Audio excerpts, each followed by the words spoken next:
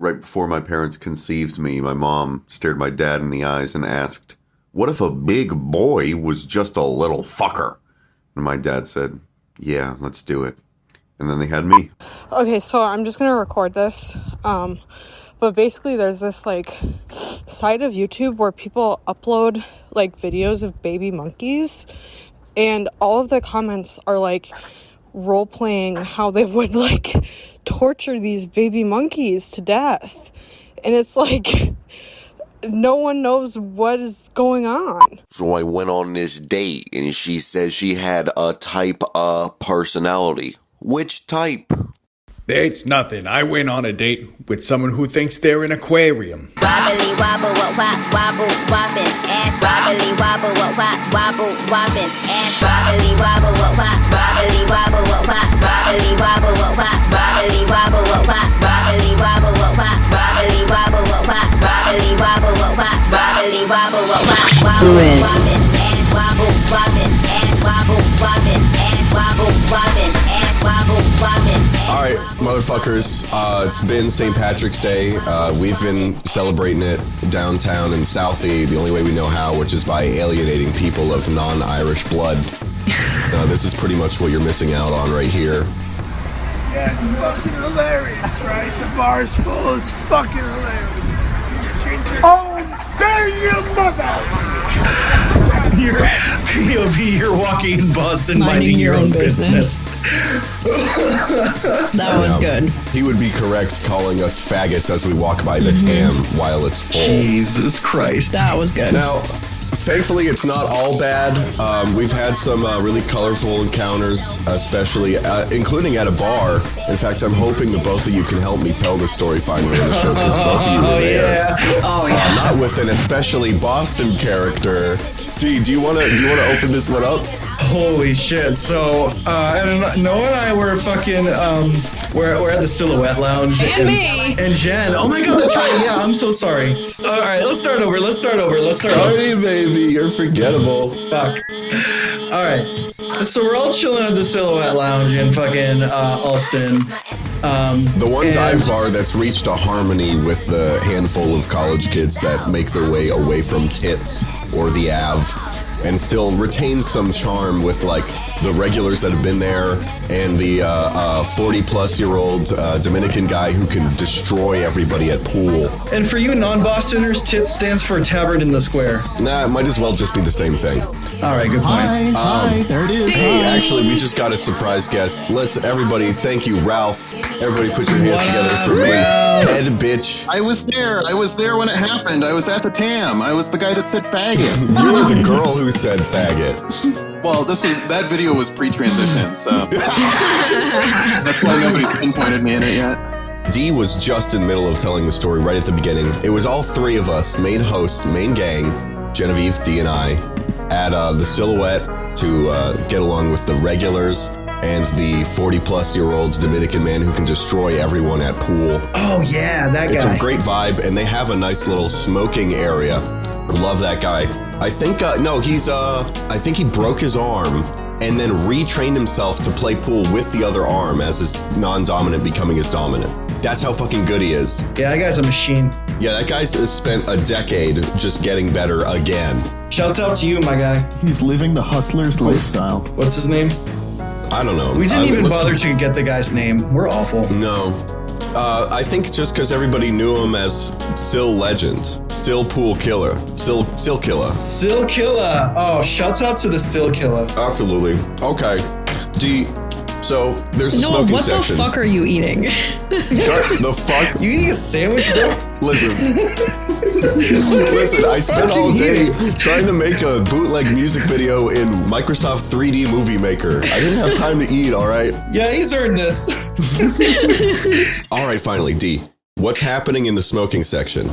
So we're in the smoking section and some guy comes through and I shit you not, Noah and I thought this guy was faking a British accent. So he comes through and he's like, thought he was faking. We thought he was faking a British accent. It seemed like he was faking. It seemed like he was faking. That's just how British this guy was. So he comes up to me and he just comes up to me and Noah. He's like, "Hi, what's going on, man?" And we're like, oh, chap, pip, cheerio, skibbly dibbly.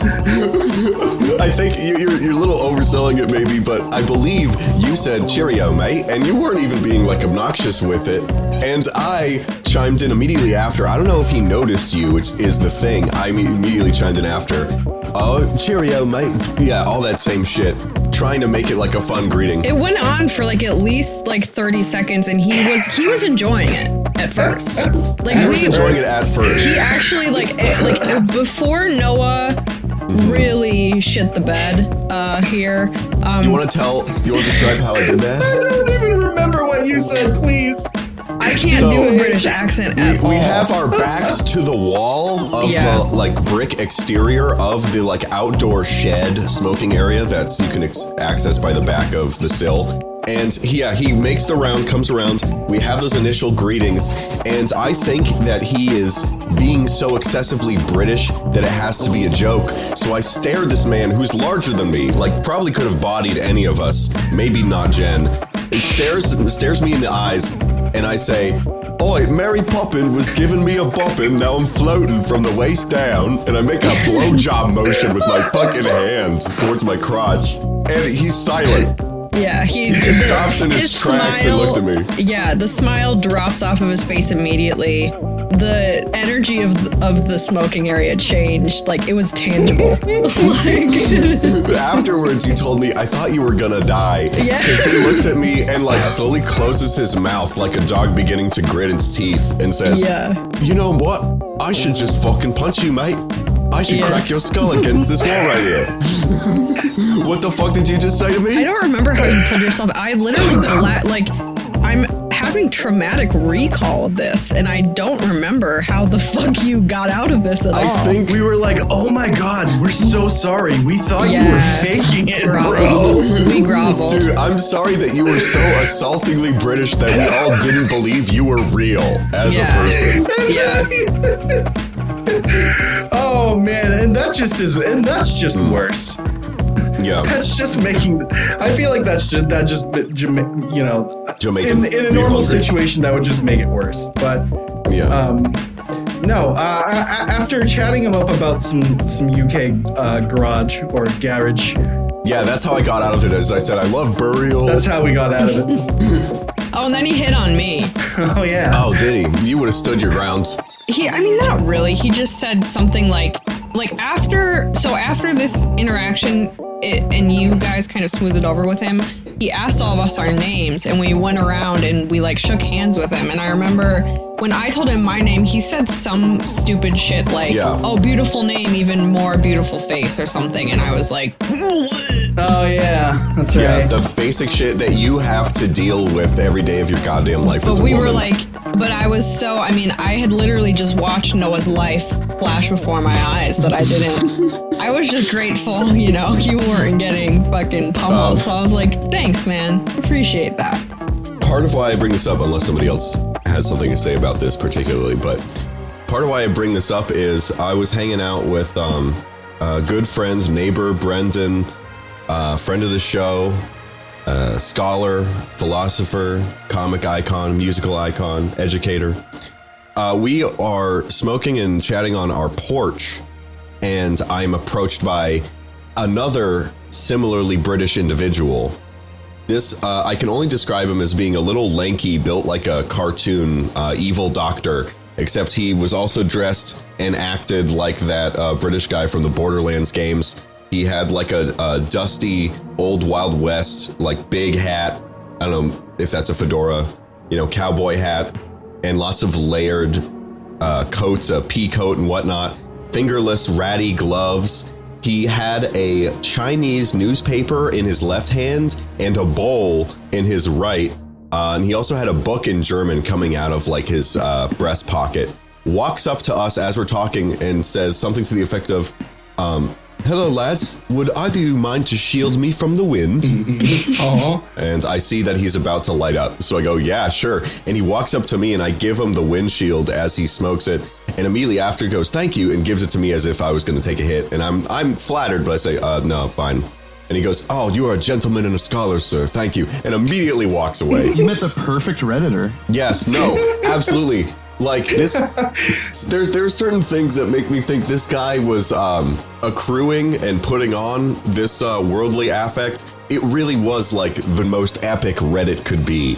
Absolutely. How awesome would it have been if he wasn't smoking anything? He just wanted to like not be in the wind for a few minutes. And he rather I use my coat like I'm letting him walk on it over a puddle, but like I'm holding it in front of him. Just like in the direction of the wind, he licks his finger and puts it up. Yeah. I'm too cold. He just needed a break. Well, not everybody can be fucking awesome, but thankfully that's why I have people like Ralph in my life to show me videos that make me want to throw up. I think when we were hanging out, I played her a low song while we were both way too high. That 30% had us on our ass. And we were just talking about that kind of stuff. It's like, yeah, this is some like sadder contemporary folk music shit. And immediately was not the vibe. I could tell it possibly did some emotional damage. So her retaliation was to force me to watch Joker's Crazy Hamburger. Oh no. It is horrible. It is horrible. I'm not going to do the whole thing. I get weird looks walking around Alston Brighton, just talking to myself going, crazy hamburger. It is horrible. I think this is, okay, the user's name is Fat TV, and somehow he has 6 million subscribers, and is clearly like Spider-Man, Elsa, crazy, hyper-colorful shit. Yeah, he rode that wave for sure. With the Hulk, yeah, he's riding like the toddler humor wave. Yeah, he cashed in on that Elsa gate. So. Absolutely. And Elsa Profiteer here, dressed in a full suit with like horrible overdone Joker makeup, with a giant piece of bread, way too much rancid cheese. He's doing this outdoors. Oh, dude, no, this is... Yeah, it's disgusting. No, this is fucked up. No. He's doing this outside on a fucking fold-out table like there's gonna be a noise show. I had to click out of the window. He's not even frying the burger. He's boiling it in oil. Bit of an oil boiler, but just has a fucking cast iron skillet over a wood fire with this disgusting mass that you could possibly call meat. Takes shitty foraged leaves off of the ground. It's all burnt, and he just assembles it into a hamburger. He doesn't eat it. This is my face. Does he eat it? He pretends to take a bite. He doesn't even commit. Okay. He gives it a little sniff, and then it starts spewing green smoke, which is what makes the hamburger crazy, and what also makes it horrible. Put a firework in it. And he's screaming the phrase crazy hamburger to himself while throwing it in the river. Crazy hamburger! Crazy hamburger! This is horrible! What the fuck? This is giving me flashbacks to my last Hinge date. Oh God! Oh, are you gonna want to relive that trauma? One of my favorite things about Jen is how like dating has become a subversive comedy art form for her. No, I'm banned on all. No longer. I retired out of that phase of my career. Yeah. Oh, did you get banned from Bumble too? I'm actually not sure if I'm banned on Bumble. I'm for sure banned forever on Tinder, and I'm pretty sure I got banned on Hinge. Yeah. Yeah. If you want to get back on any social media, just start an account that's called NYC Guido Voice and hide behind it for years. Okay. Yeah. You don't have to tell any particular story that you may not, but I'm aware that your wardrobe, either creatively being like a truck stop conservative guy dressing like that, or dressing in, was it a full fisherman's outfit? I wouldn't say full fisherman, but it was fisherman inspired. You were deadliest catch. You were the deadliest catch. I was the deadliest catch, yeah. Oh, Jesus Christ. Well, I had to. I did certainly get banned on a couple of platforms, but I think part of the reason I really was like, I can't do this anymore, was I realized, like, I am way too cute to be fucking around like that, to the point where, like, I'm gonna make an art dude, like, blow his shit out on Instagram Live. Like, I'm gonna make... Yeah. He's gonna go Bjorkstalker style. I'm gonna make a mass art student fucking shoot himself on Instagram Live if I don't cut this out. Oh, yeah, no. So if they don't hurt you first, then they'll make it your problem. Yeah. It's gonna be a fight to the death for sure. So I stepped away. Every indie dude watches the suicide video of the Bjork stalker where he tries to splatter his brains on a canvas and he misses, and they go, "Oh, it still hasn't been done yet." Yeah. And they make plans. It's great. It's not even that he misses. He just used a 22, so there wasn't even an exit wound. I forgot about this. Yeah, fuck that guy. Ricardo Lopez. Oh, nice try, dude. A for effort. Yeah. A for effort. B for Bjork. That's what you get for sending Bjork anthrax. Come on, why don't you send it to the Clintons? Did he do that, actually? Yeah, I thought that was like one of his main things. King. Yeah, fuck this guy.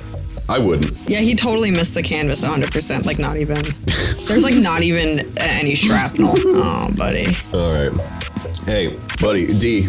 Yeah. How you doing? Good. How you doing? Yeah. Hey, D, did you hear back from that job? No. Oh, man. No, it's whatever. I'm probably just gonna go on unemployment and keep applying for dispensary work. Heard up. Yeah. Honestly, I can't wait to do that for the slow seasons for my work as AV. I'm just waiting. So I'm going to Berlin at the end of the month, and I'm basically just waiting for my tax return to come in so I have a little spending money for that shit. Otherwise, yeah. You got any Berlin plans? Fuck. I'm meeting up with like a new Berlin pal. They're gonna take me to what is the all name the raves? To Probably Kit Kat Club. The coolest We're going to Kit Kat Club. Discotheque. It's like all one word, and it's all spelled with K's. No. There actually is. There's a bar in Minneapolis that's the Kitty Cat Club, but it's That's for KCK. pussies. D was probably going to be going on a rather long flight and need some entertainment. And so they asked me something that I never expected them to ask me. You know any cool sites where you can get free movies? Which is like one of the coolest questions you can hear on a playground as a middle schooler. So I'm like, do you not know the Pirate Bay? No, not to clown on you. Honestly, good on you for staying away from the grunge of okay, piracy here's the for thing. so I know long. about the Pirate Bay. I know about torrenting. I know all about that bullshit. I was just wondering if you had any hidden Noah knowledge, one word, on how to get them a little easier. I had to explain to you how to use a torrent client. Yes. I gave you my VPN. Yes. Yeah. Well, anyways, I just gave my friend here a quick little tour, and we were talking back and forth like the AFK documentary and whatnot. And then I said, "Oh, so you don't know much about demo scene, do you?" I saved this for the show. We all know chiptune music, right? Blah blah blah. Dubmood, this kind of shit. So this kind of music was specifically popular in a scene of digital artists who were attached to piracy because they would make essentially little animations that would be packaged with the pirate copies of games and software called demos. And demos started separately, although it quickly became like coupled with piracy, but demo scene started separately from piracy just as computational art. Essentially, it's videos that are just executable files, EXEs, programs. They're not pre-rendered like an MP4 file. That's essentially just a bunch of images compressed into a video. Demos are actual code that is being run by your computer to generate everything that you see, and it oftentimes is coupled with also generative music, and that music is heavily synthesizer based because of course that's the easiest stuff for you to code, much like chiptune music.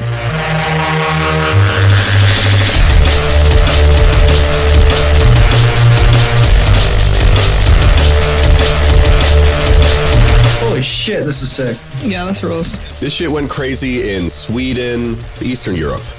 So much to the point where there are basically giant conventions that are like huge LAN parties with a bunch of nerds with their computers out called demo parties.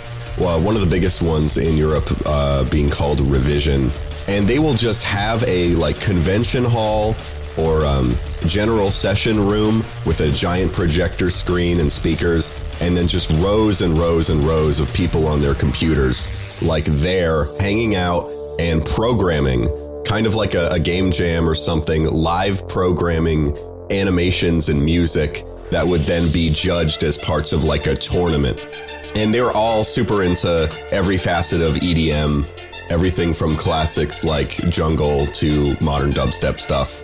Yeah, there's just like fucking weird ass music and cool videos that come out of it. And the best place to see like archives of all this shit, other than YouTube, especially if you want to download the original files, is Pouet, POUET.net.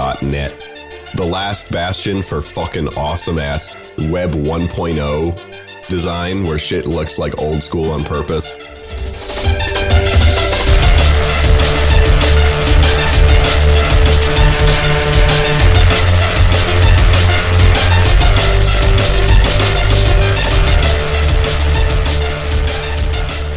Have you been going off lately? Have I been going off lately? Yeah, what you been listening to? What you been going off on? Oh, fuck. Going on, off. Let me look through my spring playlist, because it's now spring. Oh, you're a seasonal bitch. Are we? I am. Is everybody here? Are we all like the kind of people who like music influences how we feel, where like we can't listen to the wrong stuff at the wrong time? Or are we the kind of people where it doesn't really matter? It's more like your emotion influences your choice. It's more just which way is it? I don't know. It's more just like it kind of helps me like space things out, you know. And like I do. It's kind of like an experiment I'm doing. I want to see if like the change in season affects like whatever like music I'm listening to during the season. It's kind of like an experiment for myself. I think we'll see. Yeah. I don't know, I feel like it's odd considering as much as I love music, I've never been one of them empath type of bitch where I have like a spiritual relation based on my personal state and what I listen to and whatnot. I'm one of those. I am one of those white women. I'm just gonna come out and say it. Are you a crystal honky? I'm one of those. I'm one of those white women who listens to. Are you a crystal honky? Are you a homeopathic spin class junkie? Are you a Gwyneth Paltrow? Are you a Goobesque? Did you? Blowing smoke in your pussy to get the bees out? Yo, I steam my shit every day. Crystal honky. Yeah, you guys. Yeah, crystal honky. That's crystal honky. Funny as fuck. That's so fucking good. That's my god. But yeah, I find I can change my mood. I can force my mood to do a complete 180 by listening to music. And you use that as a tool, like if you're sad as fuck, you need specifically to hear something happier and whatnot. Yes. But D, what's been on your spring playlist? I've been listening to Pink Moon by Nick Drake. You know, that's yeah, it's a classic. It's a good one. You know, but also I have been listening to. I used to listen to this band all the time. They're called Leer, Leer. They're like this fun little bouncy kind of screamo band. But they're a little bit math rocky and kind of like twinkly. It's fun. Spring Break, No Parents is the name of the album. That's a great title.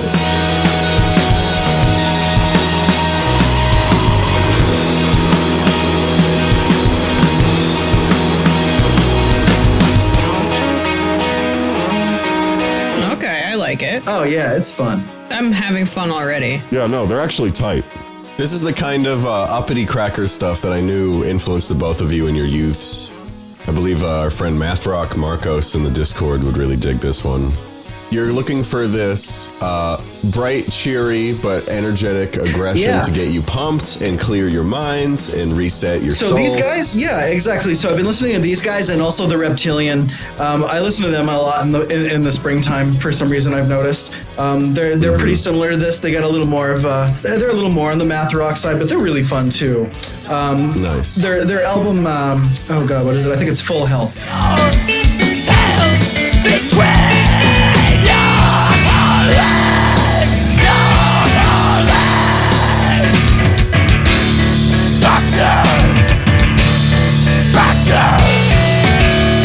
I have a playlist full of stuff like this if you want it, actually. A friend of mine made me a playlist of like math rock / Midwest emo called Crystal PvPing Brian Laundrie's Parents. Let me think. I love the cover art. It's cool. Yeah, I like a painting of a child that is turning purple due to no oxygen, screaming for their life. Yeah. That's, the kind of art I gravitate towards. Fuck off. No. It seems we've got a modal atmospheric building of chords, and then that somewhat unorthodox drum groove finally breaking into a more up-tempo jam.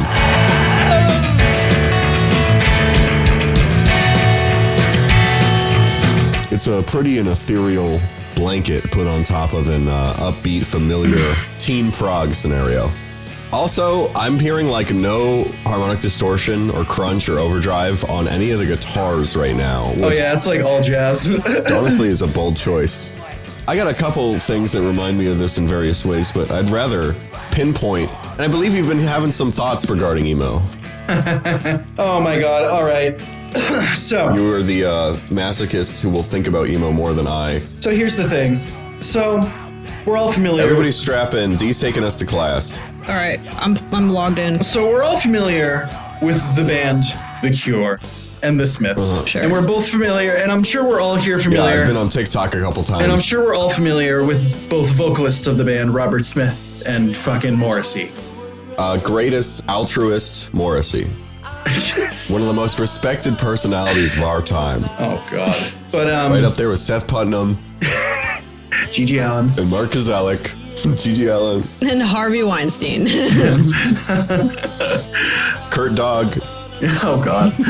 And at the same time, there are a lot of people in our scene who are familiar with both the bands Brand New and Taking Back Sunday. Oh, yeah. Both vocalists of the bands are kind of like Jesse Lacey. Jesse Lacey of Brand New is this generation's. I kind of feel like Taking Back Sunday versus Brand New is our generation's The Smiths versus The Cure. The light and the dark. The publicly accessible, more popular just based on like plain sound, but created from the heart of pedophilic darkness. Mm-hmm. As opposed to the less accessible, a bit more niche and like acquired taste sounds that is ultimately regarded better over time historically that happen to have been made by a really nice weirdo. Exactly. Yeah. So yeah, and there's just a lot of similarities between them. You know, you got to think about it. Fucking with Jesse Lacey being a piece of shit, fucking gross pedophile. It's emo. What do you want from them? You know, it's like asking a rapper not to, live the brand. Exactly, but like, and it's their sounds too. It's like I feel like Taking Back Sunday and The Cure are definitely the more public. Not really public. I think they're a little more mainstream than maybe Brand New were at the time. The writing can be poppier without it being explicitly pop. Nah, exactly. Just making use of more elements that will draw in larger crowds. Because Taking Back Sunday were on fucking Yo Gabba Gabba. But like, would you see a band like Brand New doing that? No. They wouldn't let them on. But I could totally see The Cure doing it. It would be a violation. And I could totally see The Cure doing something like that. But I could never see the fucking Smiths doing something like that. Well, for many reasons. But the brothers Chaps, the directors who'd previously made Homestar, are fitting Jesse Lacey in a costume of like a purple alien with long tendrils, and Jesse's like trying to cut a hole in it with a pair of scissors. Jesus. No. Hey, kids. But yeah, I don't know. I guess that's all I had to say about that. The dualities of man and the ever-repeating cycle of history. Yeah. Now it's.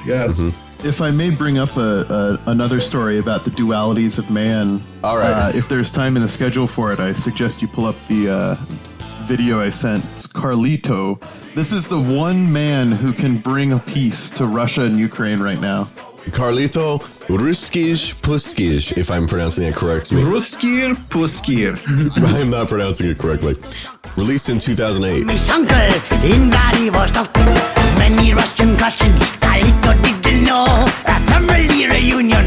Oh no. This looks like a jib jab animation. It literally looks like a jib jab animation. It's awesome.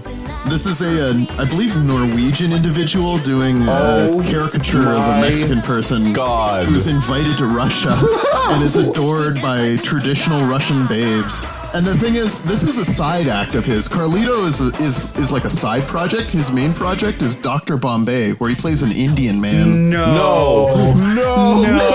It has released music as recently as 2018 under that name. Oh my god. My god. No, he's got like dark face. He's significantly browned up in his like 1998 videos. He tuned it back a little bit in the most recent one, but my favorite fact about this guy is he's got an Instagram where a lot of it is him speaking in his native language of, like I said, I think it's Norwegian.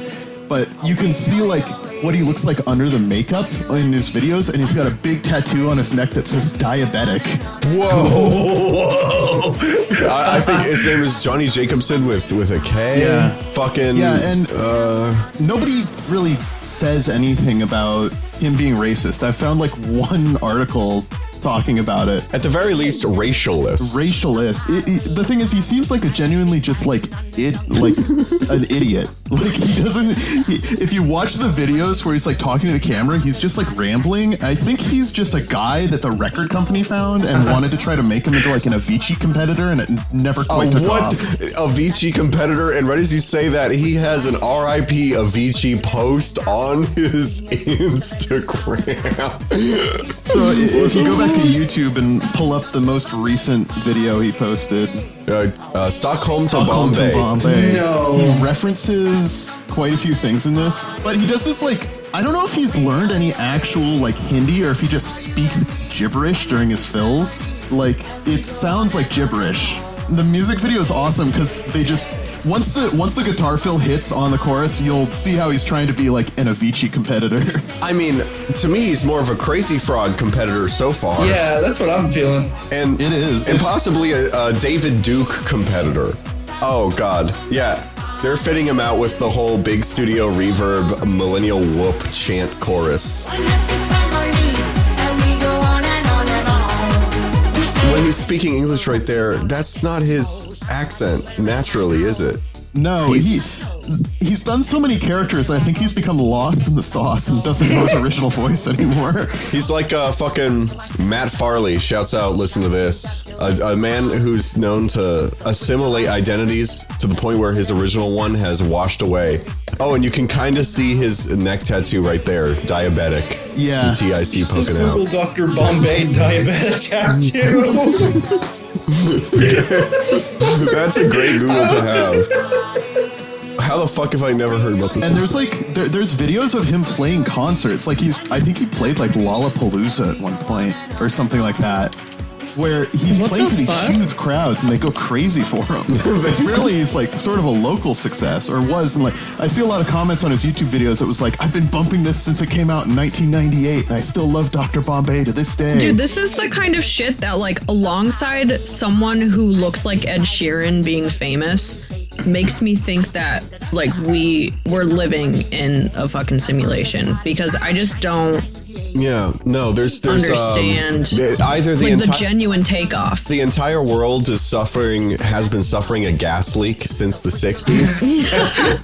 Yeah, exactly. Yeah, like if you click on some of those concert videos, he's playing like these huge concerts and people are crammed up against the banisters like trying to touch him. Like, what the hell? There's pyro, Carlito, outdoor festivals. Dr. Bombay, we love you so much. That's hilarious. House music was the carpet-bombed chemtrail hypnosis upon which all Europeans were controlled from the mid-'80s onward. And this is just the remaining vestige of how much money was put in, probably by a government organization, into like house music labels. Oh yeah, Dr. Bombay, let's just keep him rolling. We need our ability to enchant our masses. They don't have the lasting sort of detriments of, Agent Orange or like uranium-tipped bullets, but they do have bubblegum pop, so who's really winning?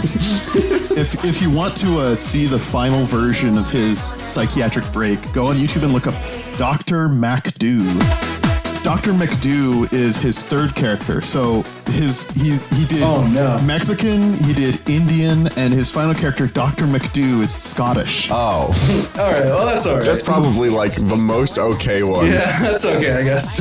And he looks the same. Oh, I've heard this fucking song. Oh no! Look at those glasses. It's him. Wait, I fucking heard this song. Yeah. There's our boy. No, man, come on. And all his music videos seem to involve him driving a car erratically. There's this. One of his Dr. Bombay music videos is like this. It's just like Vengabus. This sounds like, do you guys remember the Cotton Eye Joe? Did they ever make you do that at school? With a gun to your head? This is exactly what this sounds like. Did they tell you weren't going to pass 5th grade if you didn't do the Cotton Eye Joe? Yeah. I went to Catholic school, so it was Disco Inferno for us. Oh my God, yeah. That's why all the Catholics are fags. Yeah. After school, after being whipped. Exactly. Yeah. Just look at me. Yep. The best part is he's got like Tom and Jerry sound effects in the music video. Everything's sped up. I don't know. It's like just the like perfect worse than a fever dream of like the type of person who would produce house music. Exactly. Everything's oversaturated. Everything is sped up. It's just like an even worse children's program. And yeah, it honestly, like, the theme is so shallow. There's like no serious songwriting intent that gets put into this kind of up-tempo Eurodance. This is partially why I hate Eurodance and want it to be exterminated off this earth like the scourge it is. But you know what? Sometimes you gotta let those happy little crackers dance around. Don't ban me off Twitch for that. Fucking hell. Talk about good vibrations. These happy little crackers dance around, up, over, and down. That's amazing. I've never seen that before. All right, so I do have a tangent to the many faces of Dr. Bombay. Yeah, what up? Shouts out. One of the many things I'm going to continue to steal from Gaming Cult Podcast was this amazing bit they had of an Australian singer-songwriter named Joe Dolce, who had a hit single that beat out other like major albums for #1 when it came out, of him doing an Italian impression called "Shut Up Your Face." Oh yes. Why you look so sad? It's not so bad. It's a nicer place. Shut up your face. That's my mama. Big accordion. Hey. Why do they like this so much? Hey, good it's job, like hey. a creative insult. He's like timidly even forcing out this Italian impression that just sounds like a reject for Luigi. So yeah,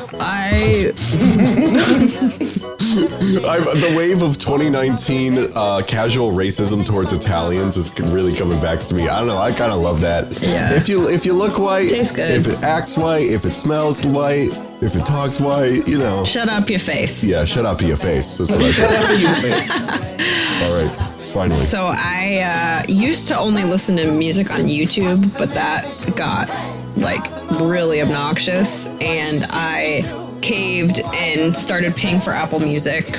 I refuse to use Spotify. I don't know. I actually just quit Spotify. I went to YouTube Did you Premium, really? and I like that. I get more with YouTube Premium. There's definitely some records that aren't on certain streaming services, so there's some stuff that I can't quite find on YouTube Music and Spotify or whatever, but I kind of just wanted Rogan to get ratioed, and he did. Yeah. I'm pretty sure his shit has been taken off the surface. Like my dick. But so I have been like slowly filling my library up with all my favorites, and I recently my library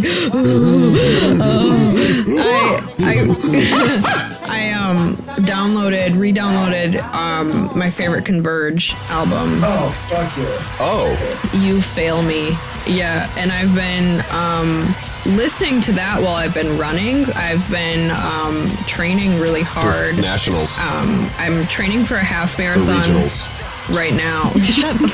Fuck off. The national. I'm training for a half marathon, and it's hell on earth. So I've been trying to like find good albums that make me angry enough to like power me through the suffering. I can send you some shit. But yeah, I've been listening to that album, and just like, of course it's a classic, but I think it like is probably one of my favorite records ever made.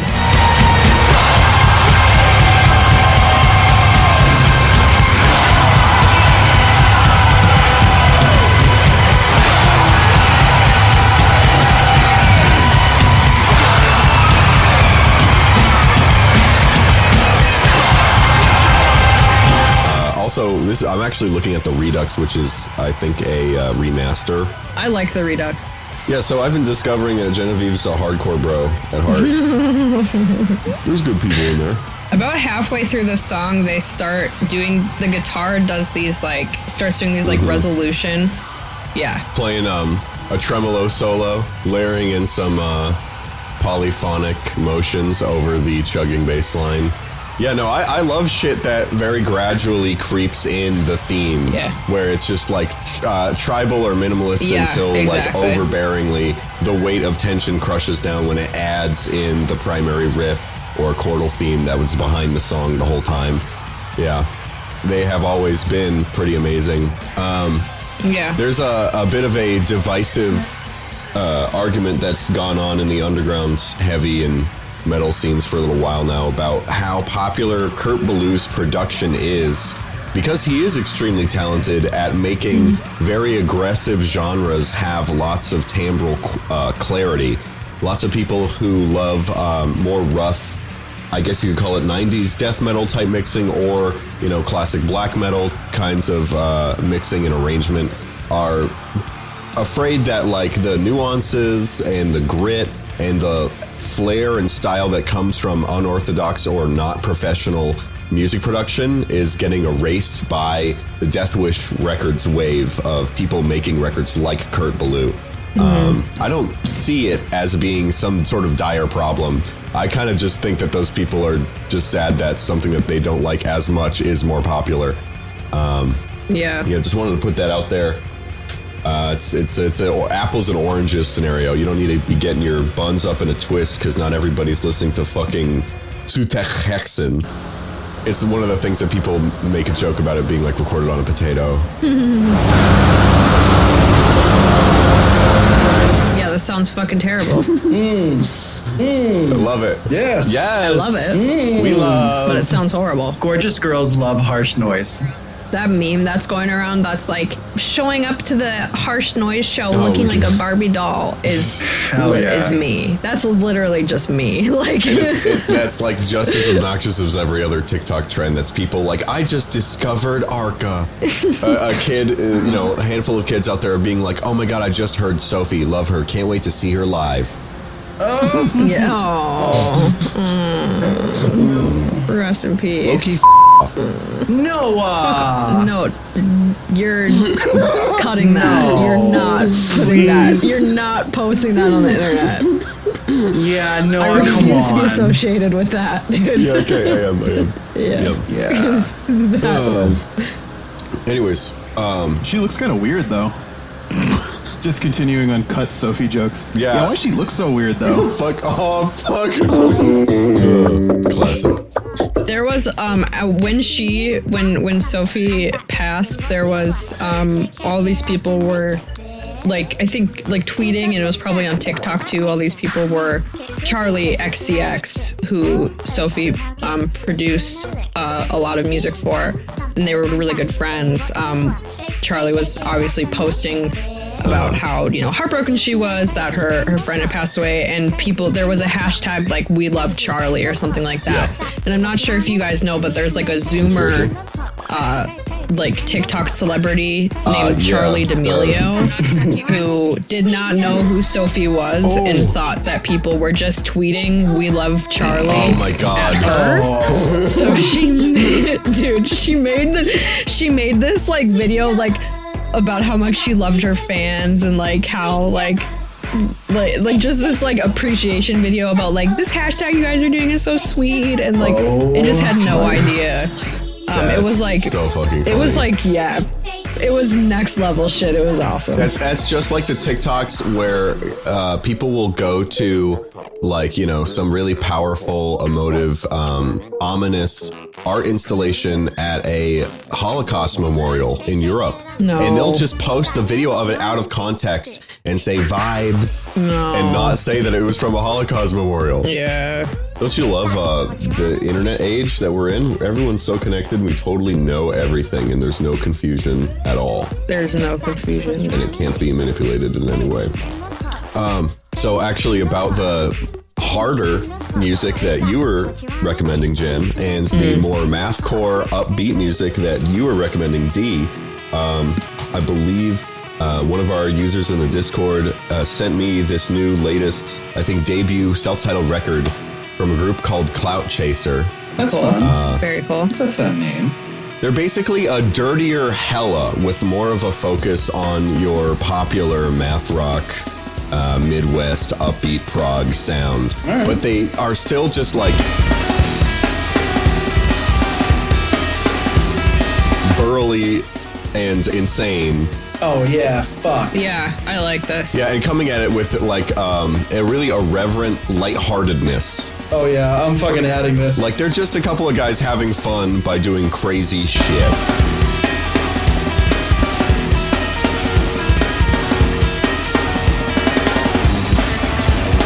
Oh yeah. Yeah, this rules. This is sick. Fucking cowboy break. This is fucking awesome. Hell yeah. And then back to it.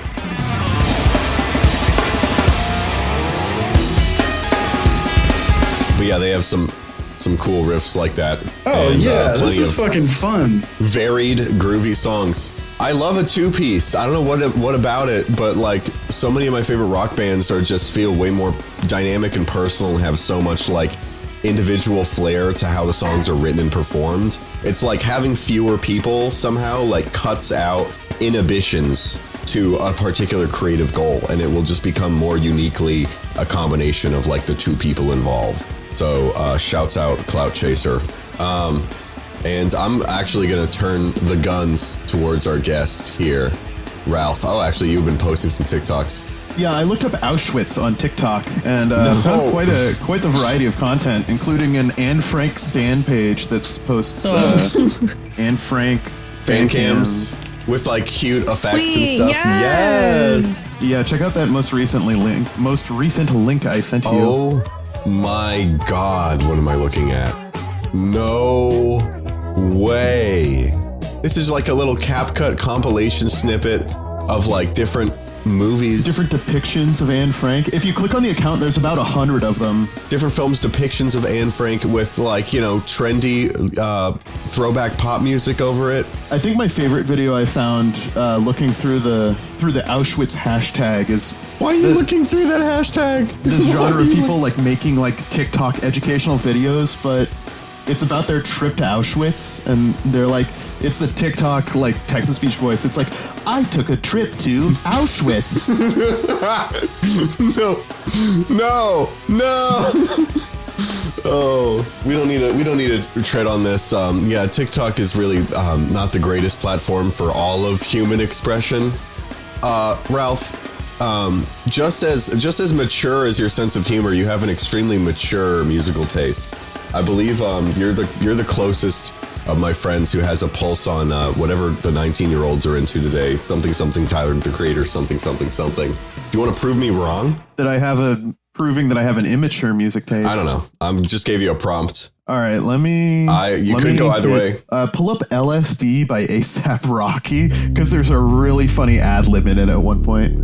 Mac Miller has a lyric. Let me see if I can find it here. If I ain't in your top 10, then you a racist. That's real. That's a real Mac Miller lyric. I agree. Thank you, Mac.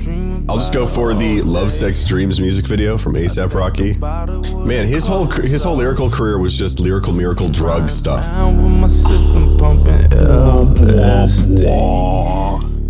The bass in this song is so funny. It's like if Radiohead was an industry plant. What the fuck? That's A$AP Rocky's career. What if Radiohead was an industry plant? I think most of the humor of that statement comes from it not entirely making sense. You'll get it when you're older.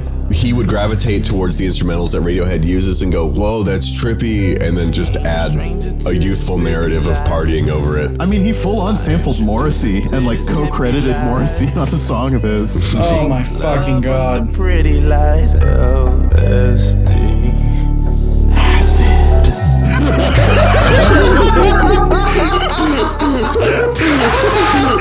Please, one more time. Oh my God.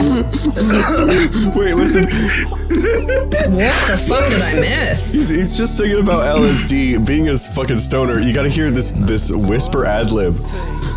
It's always the whisper ad-lib. This is A$AP? Yeah. No, fuck off. In a breathy voice, as he says acid, the camera pans and fades over his face while he's tripping. This is unbelievable. He has to define what LSD is for his 8th grade boy listeners who are being so enchanted by him. I saw him at a Flogna, I think in 2018. And you would. With my dad. I brought my 60-year-old dad to Camp Flognaw 3 years in a row before COVID. And at the A$AP Rocky concert, this was before I started smoking weed like regularly, these guys passed me a roach. They were like, we're done with this if you want it.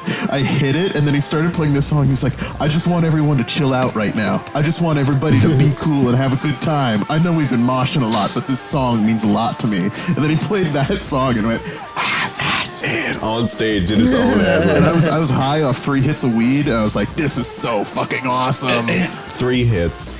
Dragging your 60-year-old father to the fucking Odd Future Festival?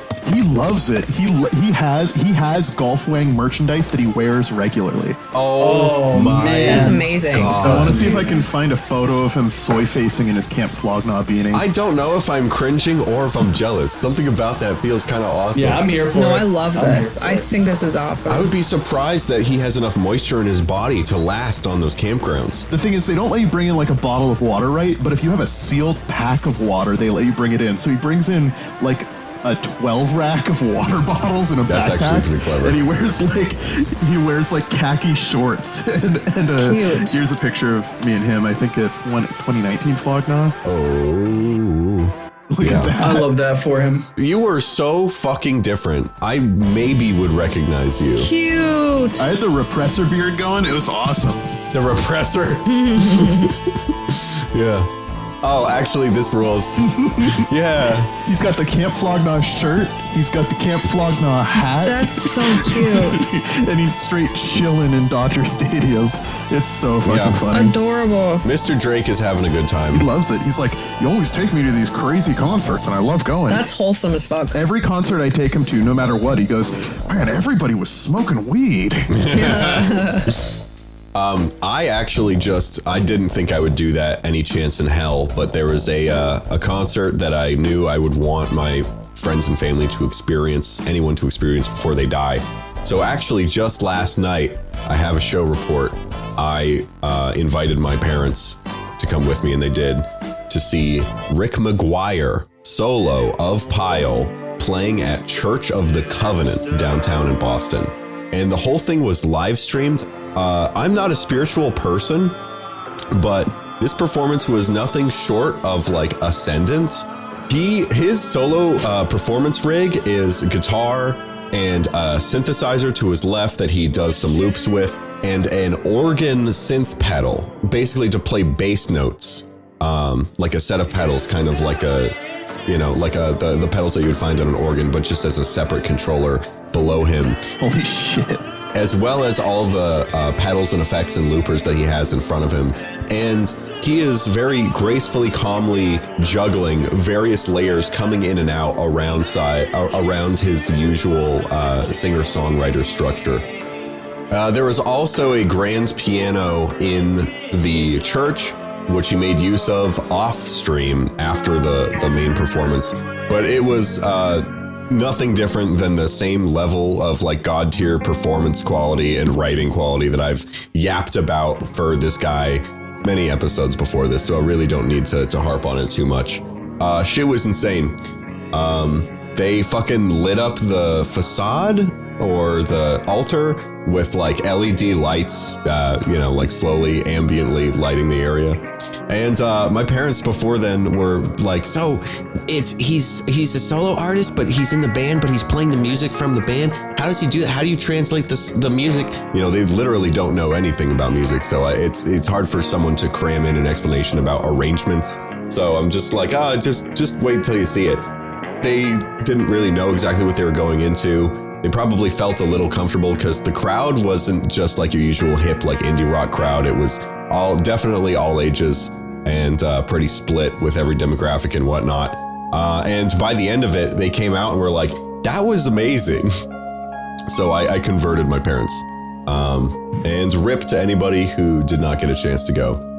It fucking ruled. I think in terms of like parents not understanding concerts, I have lots of good examples from my dad, because I took him to see Run the Jewels and Action Bronson and a bunch of acts like that. Except my dad's confusion stems not from like musical ability or anything. He's like, why is Tyler the Creator saying like the N-word so much, but like the white people in the audience aren't allowed to say it back? And I had to explain that to him.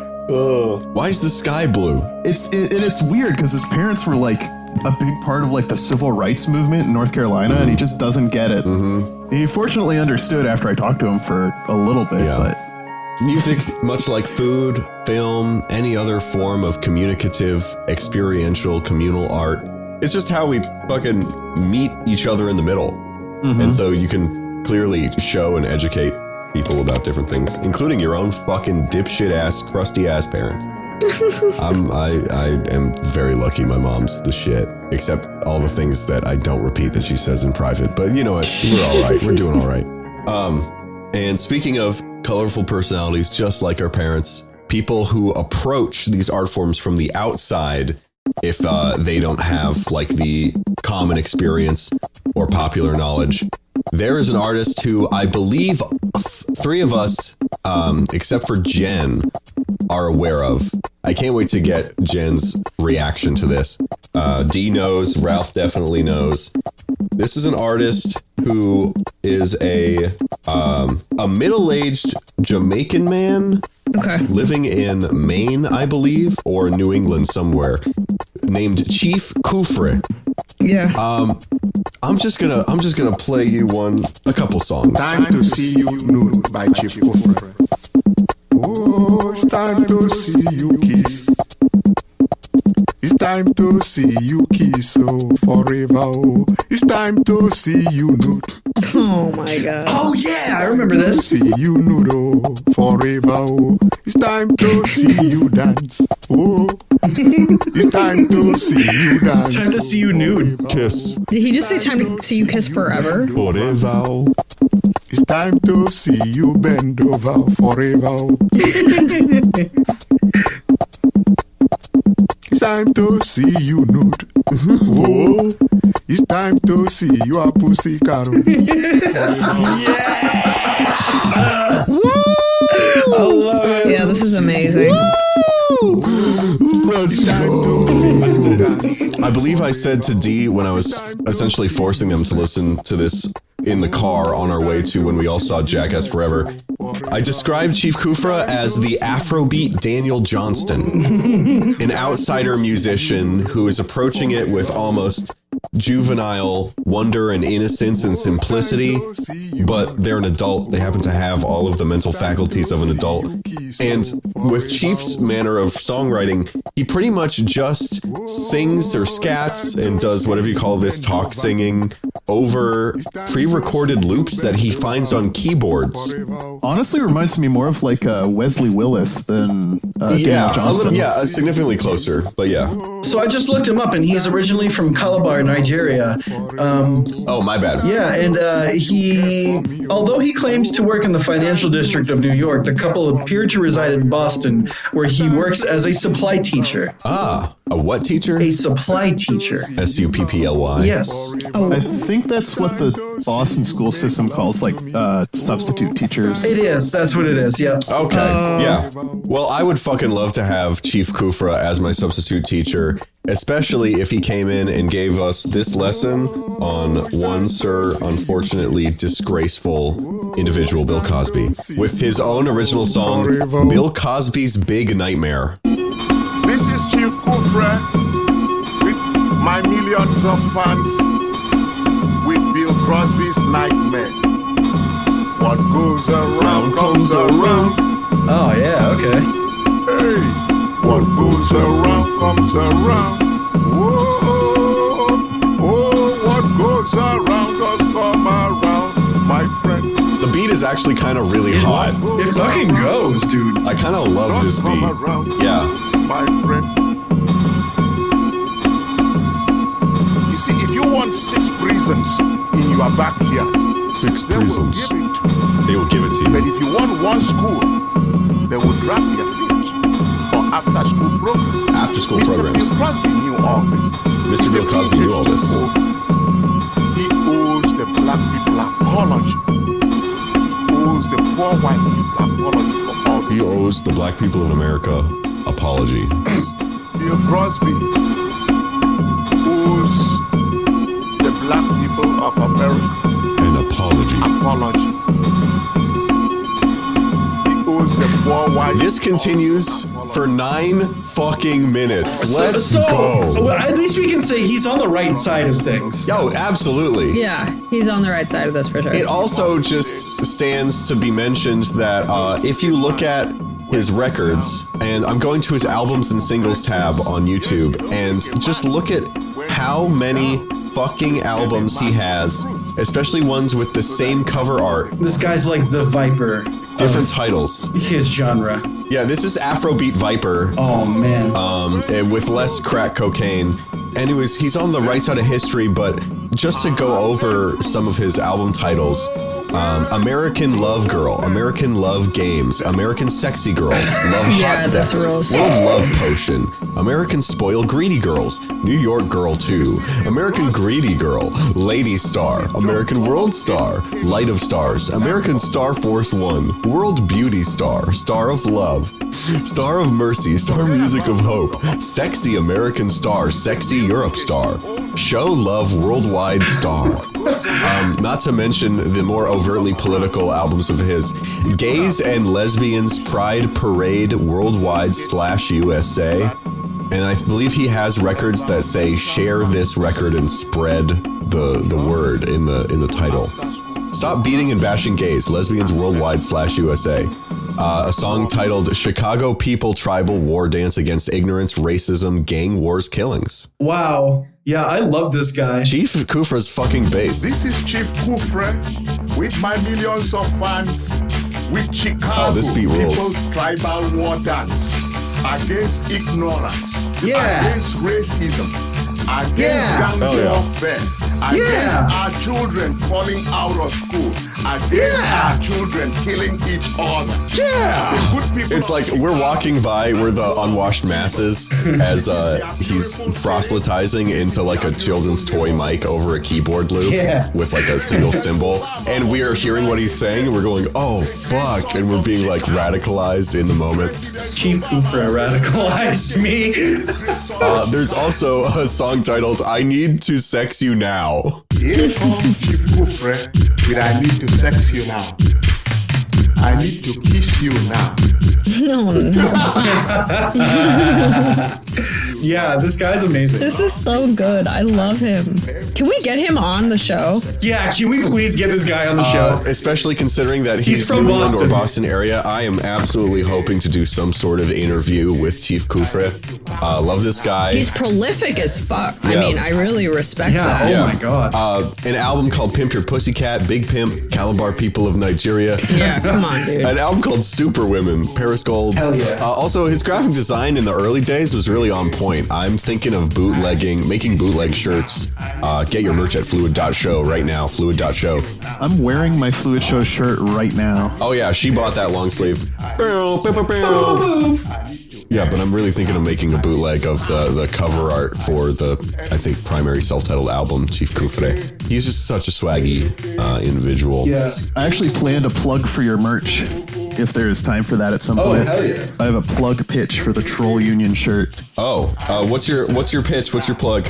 It's more of a story, but the Union long sleeve is an excellent long sleeve t-shirt. And an interesting part about it is that it says, what does it say on the sleeve? Bandcamp Local Trolls number 911, as in a local union. Bandcamp Local Trolls number 911. So I was in a Starbucks today, and a guy wearing a shirt that said Union Lineman, I forget the number on it, but he's in a real union and he works on the Boston Metro, the MBTA. Yeah. Doing something to do with the rails and the linemen and shit. And he walked up to me and started conversing with me in a very thick Boston accent about my union. And me being me, I played it very straight and was like, oh yeah, Bandcamp's like a big platform for, independent artists, and, this group called Trolls, we're trying to create a union. It's like Starbucks right now. Like, we're trying to get a union going on Bandcamp for these independent artists. And I talked to this guy for literally 30 minutes about unions and about unionizing Bandcamp Trolls. And he was like, well, I gotta go because my coffee's getting cold, but it was great meeting you. Yeah. So if you're ever in Cleveland Circle in Brighton, wear your Troll Union shirt, and you're guaranteed to have at least one cool conversation that day. Yeah, with a good townie. All right. Mm-hmm. Well, I believe our festivities are coming to a close. That was really such a great ender. Thank you so much for that. And also, shouts out, the inspiration for that shirt is the logo of the show is a very obvious parody or homage to the logo of my union, International Alliance of Theatrical Stagehands and Engineers, also known as IATSE. I am super, super glad to have come back finally after somewhat of a hiatus. And I cannot wait to pump out more episodes more comfortably and having more fun with all of us. Hell yeah. Hell yeah. Hell yeah. Woo, Hell cheers to that, brother. Yeah. Can we get a We all over the city, boys. Yeah. I need a. I gotta whip this eunuch. Okay. Winamp, it really whips the eunuch's ass. Oh god, Winamp does kind of rule. Remember those skins? Oh, love that shit. Man, there's a Winamp skin spot on Twitter that's great. I'm such a 90s kid. I love the Winamp skins. Hey, does anybody have any stuff that they want to bring up? D, Jen, Ralph? Ollie London's penis. Oh my god, how could we skip this? I want to see if I can find the tweet. What? Okay, so how can we forget? This is gonna be like its own segment at some point. Who are we on? Who are we talking I with? think it was Mr. DJ in the Discord, one of our listeners. Yep, it was DJ. So you think with all the jokes that people of our ilk like to make about Queen Rachel Dolezal, the original transracial icon, the OG, the Queen Bee, the Beyonce of transracialism, which if you couldn't tell, I'm gonna draw the bit like majorly disgusts me and is a complete detestment to racial discrimination. Anyways, you think that she had the game on lock and that there was nobody coming for her crown. D? Yes? Ralph is probably already familiar. D, are you familiar with Ollie London? Oh, is this it? Ollie London is a Twitter and TikTok oriented fashion guru who is a young British bottom who has decided over the course of his fashion foray that he spiritually aligns with K-pop and the Korean identity and has taken personal private measures as well as paid surgeries to become as Korean as possible. I think he specifically identifies as, I think, Jimin from BTS. I don't know if I'm pronouncing Jimin right. No. Yep. But he's either he identifies as Jimin from BTS or he's convinced Jimin is like his husband for some reason. Yes. Oh my god. That's like the highest point of like entertainment parasocialism, when you're so obsessed with one person that like I either have to become them or kill them or fuck them. And this guy's probably gonna do all three. Speaking of parasocialism, they don't even have his dick pic on his Kiwi Farms thread. Kind of a waste, really. Oh. What's the point? Jen brought this up. I'm gonna let her break the news to everybody. I don't know if you got a pic. Yeah. Jen, can you tell us about the latest adventurous self-modification that Ollie has done to try and make himself Korean? Yeah. Well, after publicly divorcing Jimin, assuming pretty emotionally traumatic for him, he developed, been doing some like self-improvement and talking about his next cosmetic surgery venture. He's $250,000 in the hole already. $250,000 in all surgeries or just this one? No, in all surgeries like that. Mm-hmm. That's how much he spent already, and this is his like the icing on the cake, according to him. Yeah. I don't know how much icing is gonna be on that cake after this. Oh no. He came out in February saying that he's gonna get penis reduction surgery. Yes.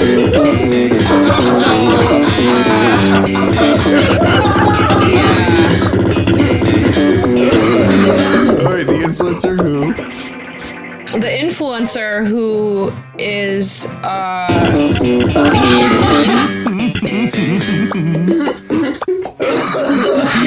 influencer? Who? Yeah.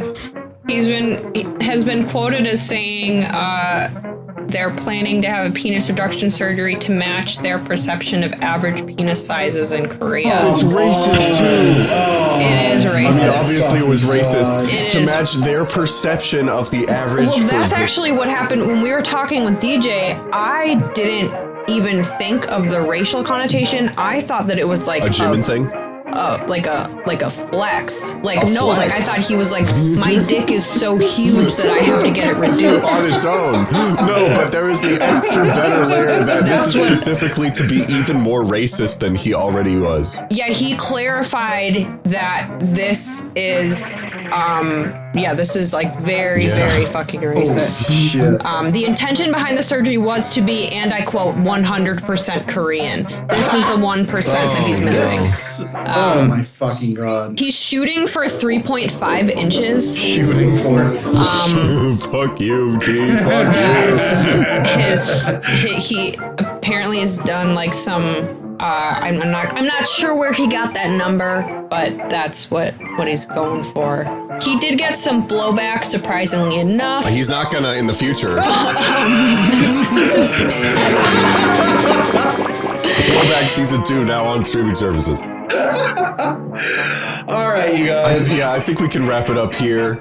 Thank you so much. May I wrap up by saying there's one follow-up article to that, quote, Ollie London slams Bill Maher for belittling him over penis reduction plan. This is on Newsweek and comes with an excellent side-by-side photo of Ollie and Bill Maher. Oh my god.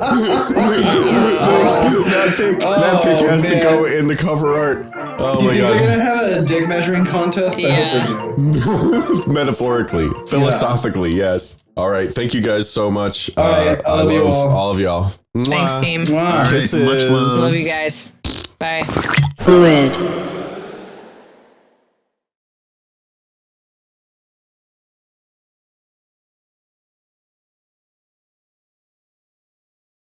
Group of like Boston or like Worcester counties sitting around a table at a townie bar.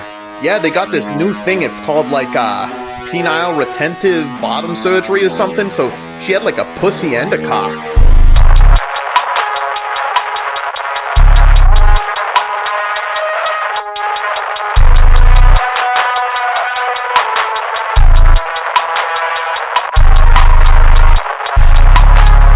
I thought I might throw some spices broads away, so I pull up an Amazon wish list. It was knee-high socks, cock cages, a NutriBullet, and an AR-15. Phew, my wife.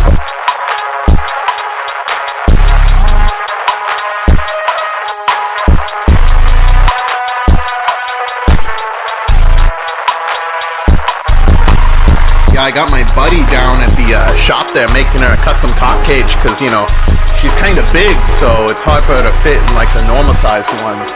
And balls either, you know? she had her balls cut off or something, like I don't know. Yeah, I love a custom job. It's so much cleaner than the shit you get at Walgreens with the money. She was doubtful at first, asked me what experience I had pleasuring AMABs, and I was like, look, buddy, I've been patronizing and compensating sex workers since I was a young little boy.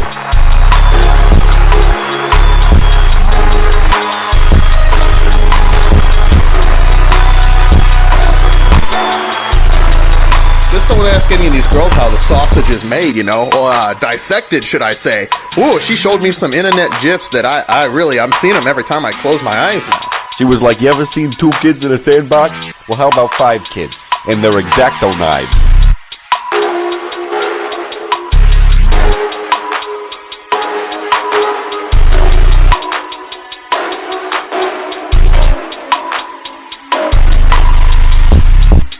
I show up and she's got a diaper on. I'm like, what are you gonna do in that? A little bit of poo-poo? A little bit of pee-pee? All the profile said was MTF NTR. I didn't expect no ABDL.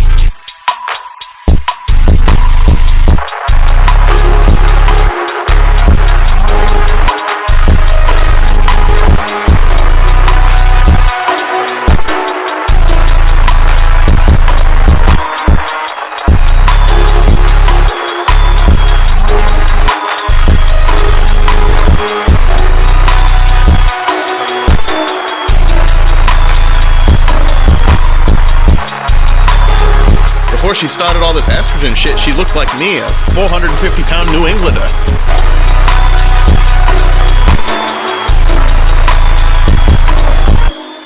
Would you yuck a veteran's yum?